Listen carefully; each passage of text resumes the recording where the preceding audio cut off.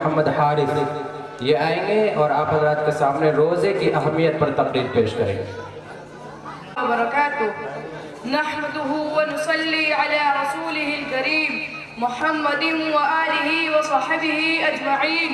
قال الله تعالى يا أيها الذين آمنوا كتب عليكم الصيام كما كتب على الذين من قبلكم لعلكم تتقون. صدق الله العظيم. حضرات سامعین، معزز حاضرین، روزہ اسلام کا چوتھا اہم ترین رکن ہے جو اللہ تعالی نے امتی محمدیہ پر فرض فرمایا ہے. روزے کو عربی میں صوم کہتے ہیں جس کا معنی ہے عبادت کی نیت سے صبح صادق سے لے کر غروب آفتاب تک کھانے پینے، عورتوں سے مجامعت اور دوسری روزہ توڑنے والی چیزوں سے اپنے آپ کو روکے رکھنا. ہر وہ بالغ مرد و عورت جو بیمار و مسافر نہیں، ان تمام پر روزہ رکھنا ضروری قرار دیا گیا ہے.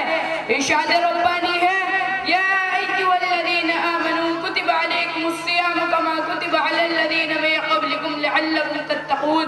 ترجمہ: اے ایمان والو، تم پر روزہ فرض کیا گیا ہے جس طرح تم سے پہلے لوگوں پر فرض کیا گیا تھا، اس توقع پر کہ تم روزے کی بدولت میں رفتہ رفتہ متقی بن جاؤ. نیز آقا صلی اللہ علیہ وسلم نے فرمایا فی الجنت ثمانیۃ ابواب منها باب یسمى الریجان لا يدخله الا الصائمون.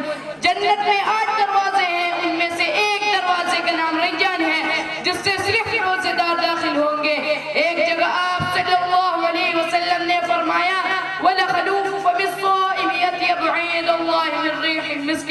روزے دار کی منہ کی بدبو اللہ کے نزدیک مشک کی خوشبو سے زیادہ پسندیدہ ہے. محترم سامعین، روزہ دراصل خدا پاک کی جانب سے عظیم تحفہ ہے جو بے شمار فوائد کا حامل ہے.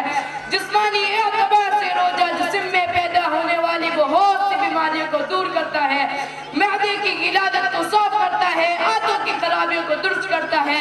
روزہ موٹاپے اور کولیسٹرول کا دشمن ہے. وہی روزہ روحانی اعتبار سے ہمیں صبر سکھاتا ہے، برداشت کی طاقت پیدا کرتا ہے، گناہوں سے بچنے اور اس سے مقابلہ کرنے کی صلاحیت بخشتا ہے. روزہ ہمیں تقویٰ، پرہیزگاری اور نیکیوں کی راہ دکھلاتا ہے.